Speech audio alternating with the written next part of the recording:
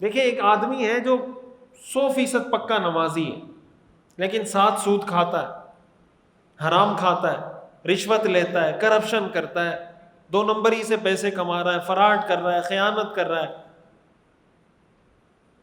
اور بیوی پر ظلم کر رہا ہے، بچوں پر ظلم کر رہا ہے، پڑوسی کی ناک میں دم کیا ہوا ہے اس نے.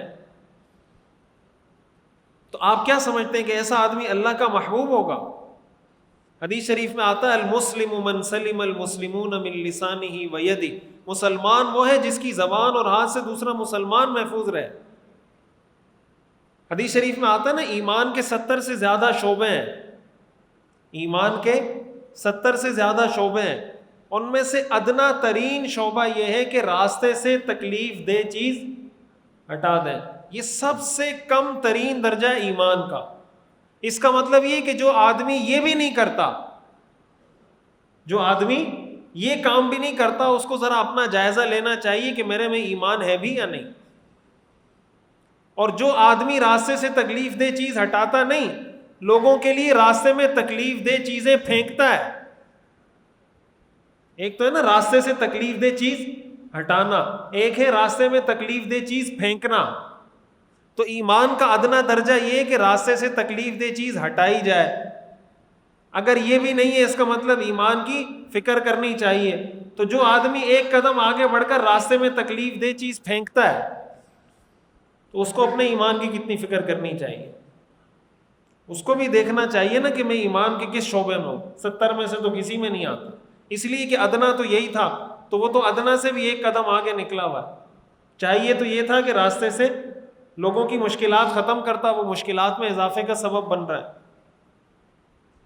تو بس یہ 2 باتیں میں عرض کرنا چاہتا تھا.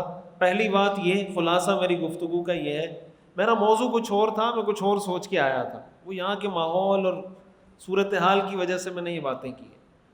پہلی بات یہ کہ انسان کو کبھی نیکی پر گھمنڈ نہیں ہونا چاہیے. انسان کو ہمیشہ اس بات کی فکر ہونی چاہیے کہ اس کا خاتمہ اچھا ہو جائے.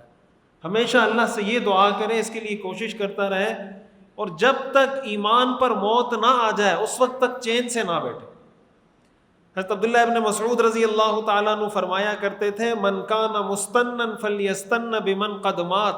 جو آدمی کسی کی پیروی کرنا چاہتا ہے وہ ان لوگوں کی پیروی کرے جو اس دنیا سے جا چکے ہیں.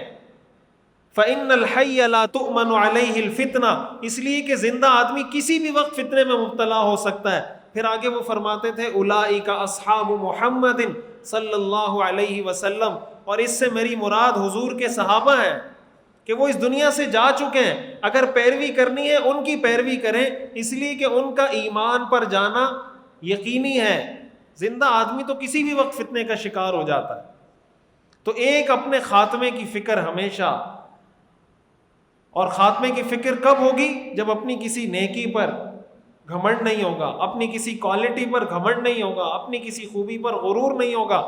ہمیشہ دوسروں کو اپنے سے بہتر سمجھیں، اس کے بارے میں اچھا گمان رکھیں، اپنے کو اس سے کمتر سمجھیں.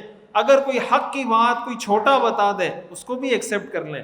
حق کی بات بیوی بتا دے اس کو بھی ایکسیپٹ کر لیں. شاگرد بتا دے اس کو بھی ایکسیپٹ کر لیں. اولاد بتا دے اس کو بھی ایکسیپٹ کر لیں. خیر کی بات جہاں جو بتائے اس کو ایکسیپٹ کر لیں، سینے سے لگا لیں.